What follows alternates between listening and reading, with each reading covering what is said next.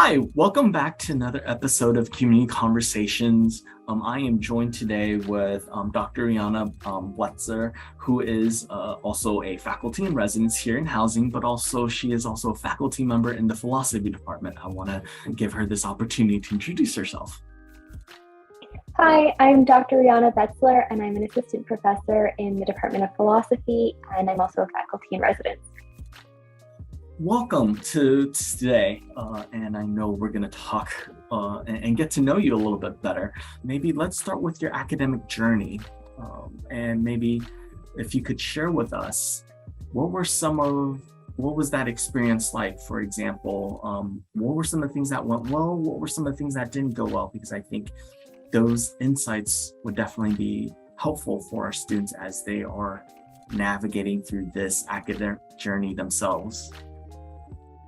Yeah, so I'm going to start off with the things that maybe didn't go so well and then end on the high note of things that went well, because I think I also made some changes to be able to make the things that weren't going well feel like less setbacks, or to make myself more resilient. So when I started off in college, I think I was a little bit sort of tunnel visioned, and I had this idea that I was going to just pursue, so I thought I would pursue maybe the sciences or psychology, or maybe go to medical school. And so I thought I just had to be like really clearly on this pre-med track, and I loaded my schedule up with a bunch of really hard science classes, and it was way too much to begin with. And then I kind of was also ignoring a lot of my other interests. I've always loved literature, and I've always loved thinking about big ideas and philosophy and history and things like that. And I didn't give myself a chance to explore different subjects in that first semester. And I found myself feeling really exhausted and really burnt out, and also feeling like a failure because I just had loaded up my schedule with all of these really hard classes and never gave myself a break. I was in the library all the time, and not really, by the end of it, taking in all that much information, because I wasn't really taking good, nourishing, creative breaks, and I wasn't really giving myself a chance to just become part of the community. And so those were some really difficult times, because I had, one, put myself into this sort of tunnel visioned way of thinking about it, where I had to succeed in this one thing, and then I also wasn't succeeding in that one thing, even though I seemed to be working really hard. So that was something that I really struggled with. And I also, at that time, was thinking about all of the exams that I had to take, which I wasn't doing as well as I hoped on, as being like a referendum on whether I deserved to be there in college, or whether I was good enough, and was sort of comparing myself to everyone around me, and kind of ended up writing myself off a little bit, or not being able to overcome these setbacks in the way that I had hoped. It just felt like completely overwhelming. And so I eventually just learned from this experience that I had to that this just wasn't working. This kind of strategy of just sticking in the library and not pursuing any of my other interests just wasn't working. And I did a couple of things, largely by connecting with other peers, and by kind of taking a step back from that tunnel visioned approach to try to make things go a bit better. And so one of them was to give myself a break and to start doing ballet again, which is something that I've always done, and to go bake cookies with friends in the college, and to go outside for a walk, and get out into the community and do some volunteering work. And this was important because it gave me really creative outlets, but it also gave me renewed that sense of purpose outside of my work, so that it didn't feel like everything that was happening in the classroom was the only thing that I had going for me. I had all of these really important things happening outside of the classroom. So even if I didn't do as well on a test, I could kind of look at and draw strength from the things that were going well outside of the classroom. So that was good. That was kind of taking breaks, but it also gave me a supportive community as well, and people who I really got along with and who I could lean on when things were really tough in the classroom. I also started asking for help a lot more from my professors and going to office hours and admitting that I was finding it really hard and that I needed to find more balance in my schedule. And that was really helpful because it gave me really good connections with my professors and gave me more opportunities. And it also helped me develop better strategies for studying rather than just kind of banging my head against a wall. So that was really helpful, and things started to go well at that point. And yeah, just asking for help and building a good community were things that really helped to develop that kind of resilience and to overcome some of the things that I had been struggling with before. And also just giving myself a chance to explore and to not feel like I had to just go down this one path and ignore all of the other things that were new or exciting or were already long-standing passions of mine. Just finding more balance was something that made things go a bit better. Thank you for that.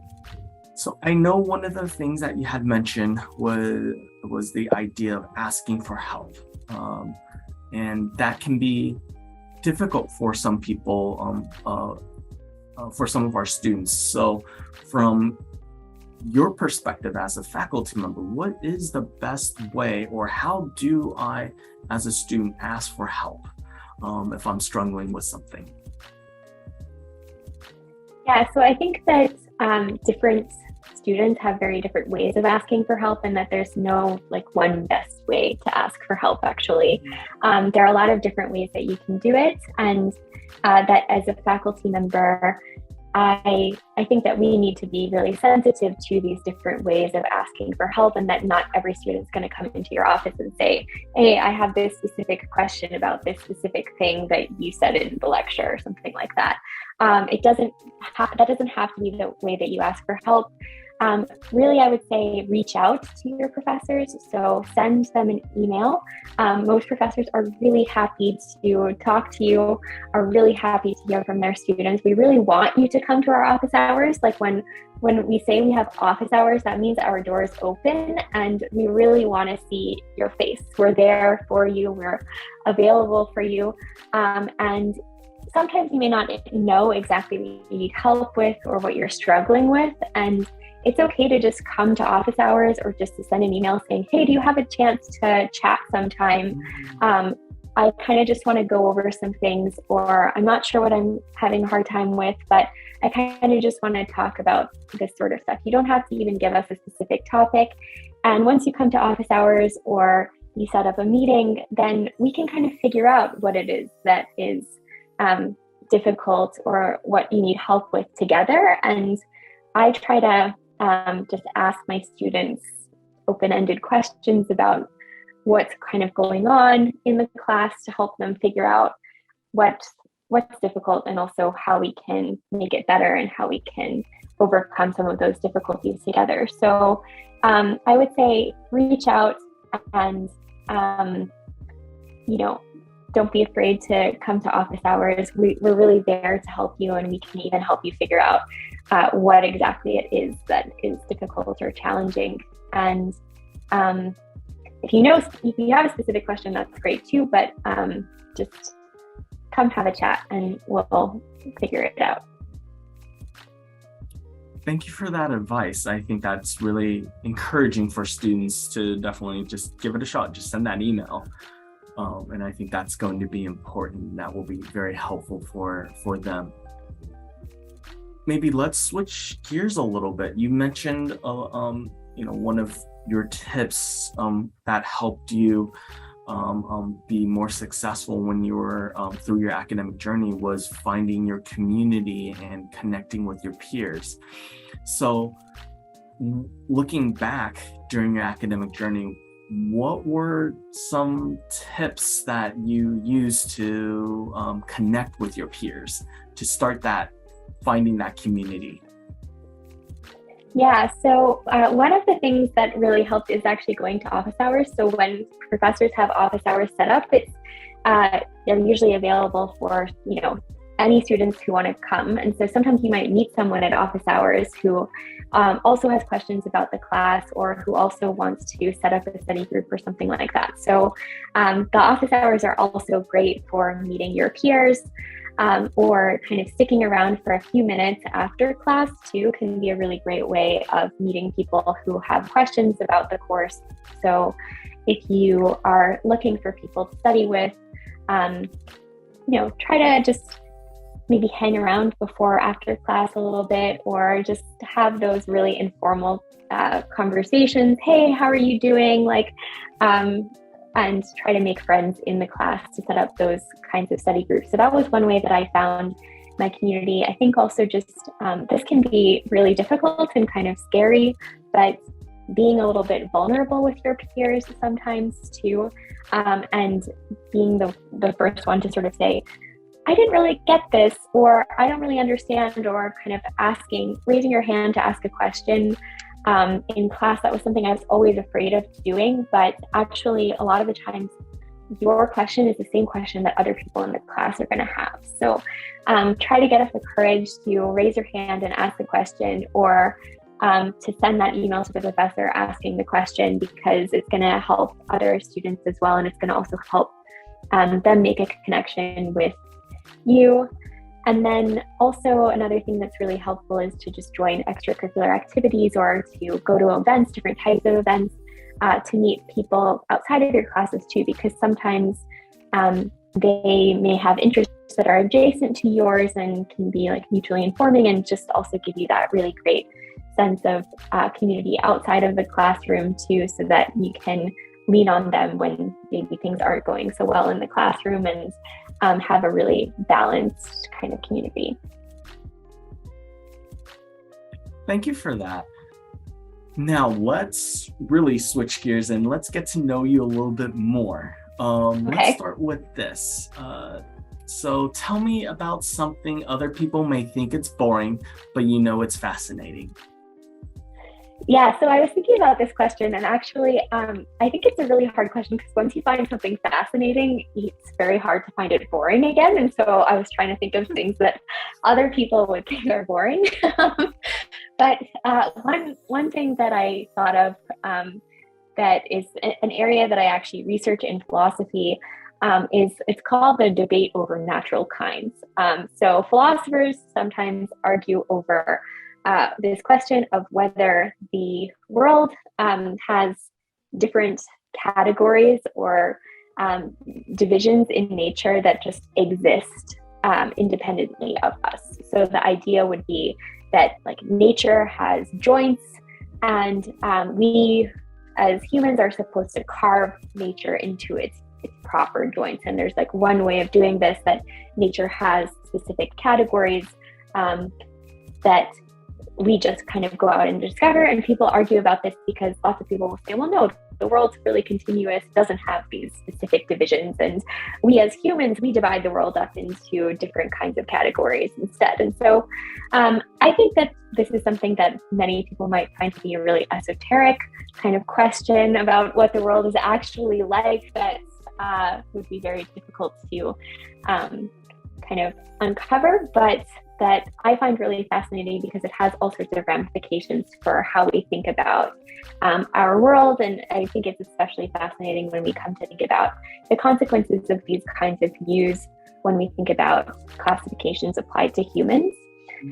So many people can get on board with the idea that the world might have divisions on a kind of physical level, like that the world is divided into chemical elements or something like that. And that as scientists, we go out and we just discover what those chemical elements are. Like gold is just gold, and hydrogen is just hydrogen, and they're just different from one another. And as scientists, we're supposed to divide the world up on the basis of the periodic table.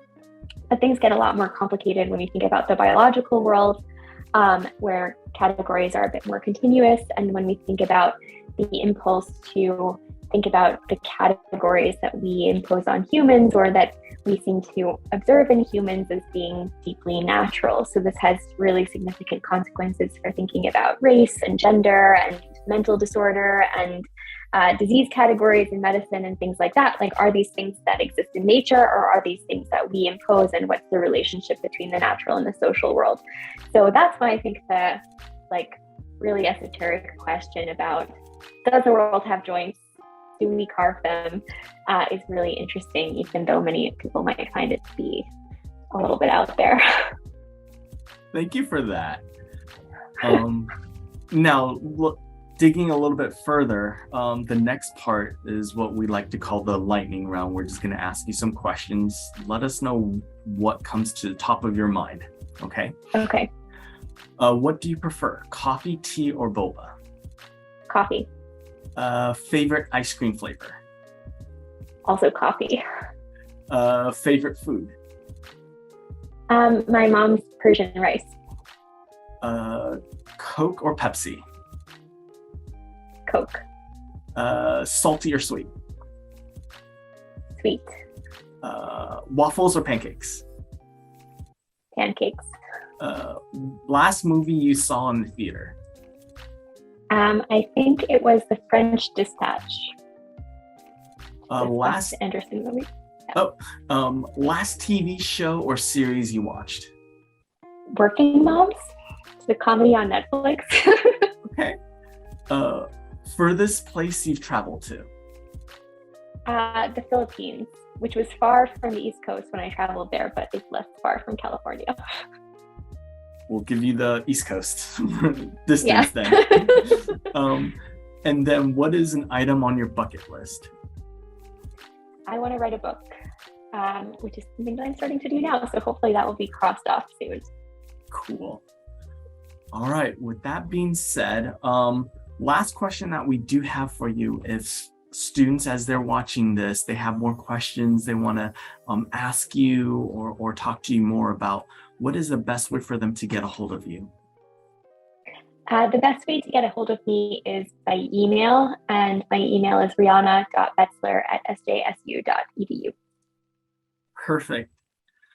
Thank you so much for taking the time with us today. And I'm sure we'll have more conversations down the line, but we will make sure we also link your email at the bottom to make sure students, if they have any questions, they're able to go and contact you. Thank you so much. Appreciate this time with you. Thank you so much.